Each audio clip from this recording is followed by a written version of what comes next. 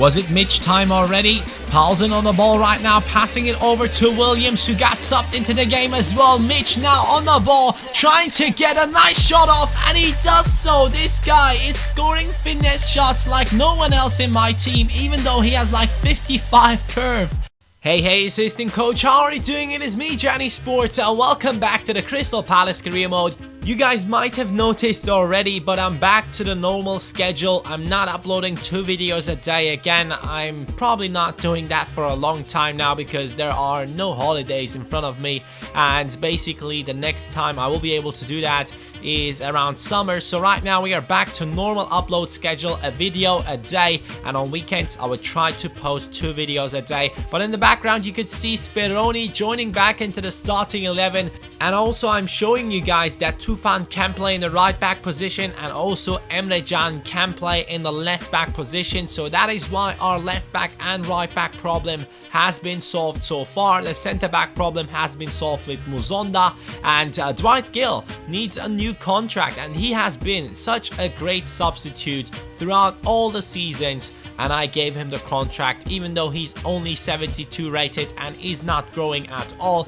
I'm really happy with this guy. He has been a legend for our team, and I hope he will remain in the club for a long time. And our first opponent today is in the Champions League. This is such an important game, guys, because we need every single penny we can get from the Champions League if we reach the knockout stages. And boys, Schalke has scored a goal already in the 12th minute. Now Berahino with the pass over to Højbjerg. He gets past the defender twice, gets fouled, and then stands up once again and takes the shot. Would have been a really nice goal. He fought for that one right there.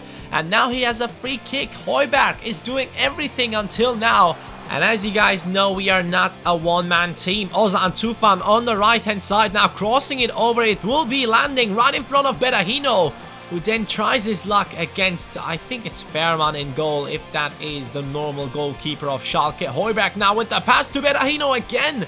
So far, Berahino has missed 2 chances, Højbjerg has missed 2 chances, and we need someone else to step up. It will be the centre-back, Björn Engel, scoring the goal in the 69th minute. There is still enough time to win this game. Let's go. Our centre-back showed our midfielders and strikers how to score, and now it's Mitch joining into the game. He will be playing up front with Yusuf Paulsen. And right here, boys, Schalke is getting a red card, so now they are playing with 10 men, and maybe Crystal Palace now could push forward and get a goal, since they are 1 man down, and it's Arogo who is a defender. So let's see what we can do. Paulsen is attacking in the 85th minute, trying his luck on his own, not able to score right there. And boys, sadly we couldn't do anything after that. That is it, 1-1 draw against Schalke in an away game, which is okay. I think every single draw we can take in an away game is good, because we need to win those home games, but the away games are okay. If we are not winning,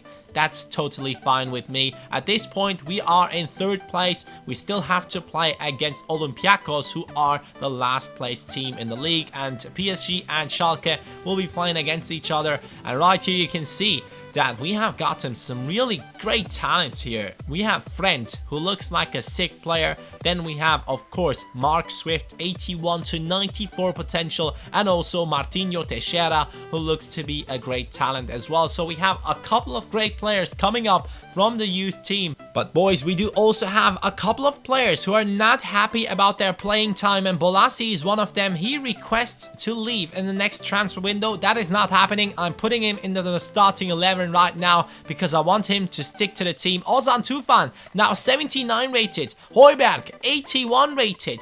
And also, we have another player growing. James Ward-Prowse, 76. And Mitch is now a 73 rated striker.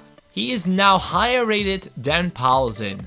That is sick. And Paulsen right here in the simulation against Watford, against the team coming up from the Championship League.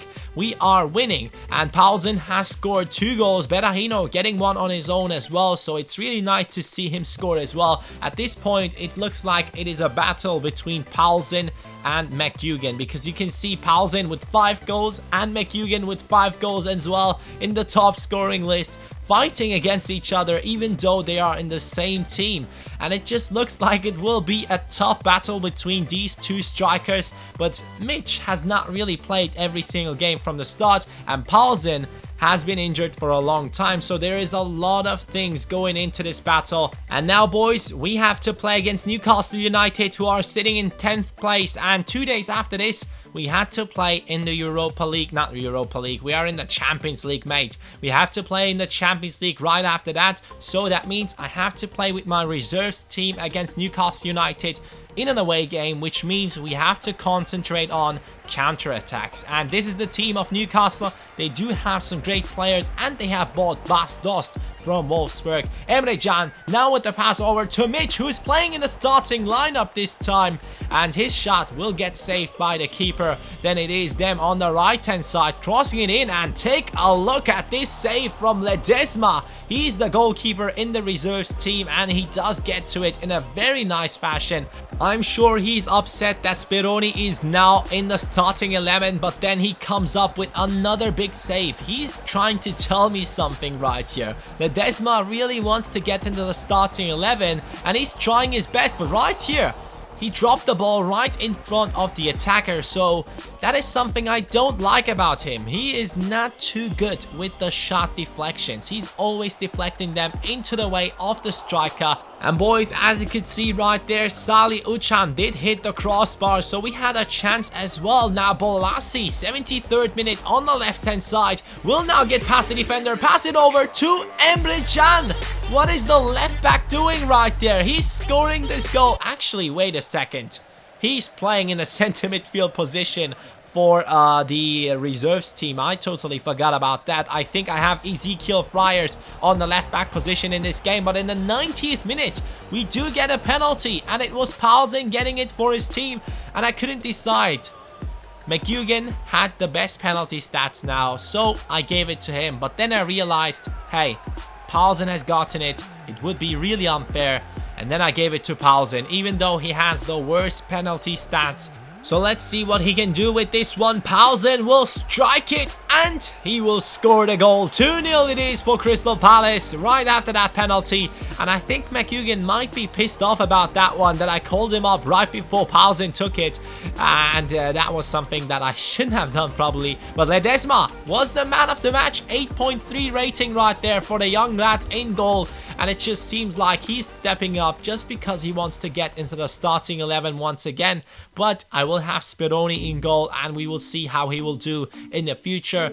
And now, boys, you can see that we are in the first place of the BPL. Crystal Palace, for the first time ever, I believe, is now sitting in first place, and we have to play this game against Olympiacos at home, which is vital for our season. If we don't win this one, we might not get into the knockout stages, so we played with the first 11. You can see Yusuf Paulsen and Berahino in the striking position, but now it will be someone else attacking. Højbjerg with the pass, and it is Wilfried Zaha scoring 1-0 in the 7th minute already. The left winger is scoring some nice goals this season, and this one is probably one of the most important ones. But Berahino gets 2 chances to score right here. He's not really able to do so. The goalkeeper with 2 nice saves in my opinion. And 34th minute, it was Yusuf Paulsen getting a chance of his own, and his shot will get saved by the goalkeeper again. So in the European competitions, it really looks like that we have a goalkeeper problem. Every single time I come up against a certain team, last time it was Sevilla with Barbosa, now it's this team with their goalkeeper who is doing exceptionally well against me, but the shots were not really as good as those which I took against Barbosa. Now Paulsen getting past 2 defenders with the skills, but he is not able to get past that goalkeeper once again. 57th minute, it's a chance for them, but Speroni with a save. What a save that was, right on the line. And he's back again, the legend, point is showing up, and he's showing Ledesma that he's not the only one who can get some sick saves going. Now we are in the 82nd minute, and it's a chance for our opponents. Bjorn Engels gets to it, pass it over to Mitch, who has joined into the game. Mitch with the pace, he has 87 acceleration as far as I can remember, but take a look at this sick pass from him. Gale passing it over to Redmond, and that's an open goal for him. He scores the goal in the 84th minute, and what a nice counter attack that was. And the game hasn't stopped yet. Now it's Gale on the ball once again, and Mitch is making the run. Can he score this goal? Mitch will get past the defender and score it. This boy is something else, and he's also improving in stats, which is something I love to see with strikers. The strikers are really important in the team, because if they don't grow, you won't be able to progress in the league table. And boys, Paulsen is injured for 3 weeks once again.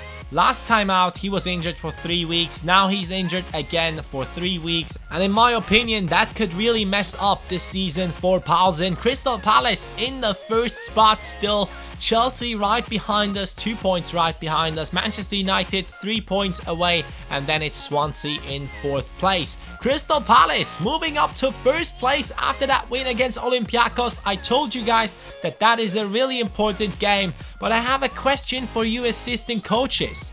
A lot of you guys in the comments down below have been saying that I should end the loan of Mitch in the January transfer window and then try to get him. Does that work? Tell me in the comments down below, because he has just recently joined Cardiff. If I end his loan, will I be able to buy him right away in January, or do I have to wait until the next season? And that would be really important. Please tell me in the comments down below. Thank you guys so much for watching. Have a nice day and peace.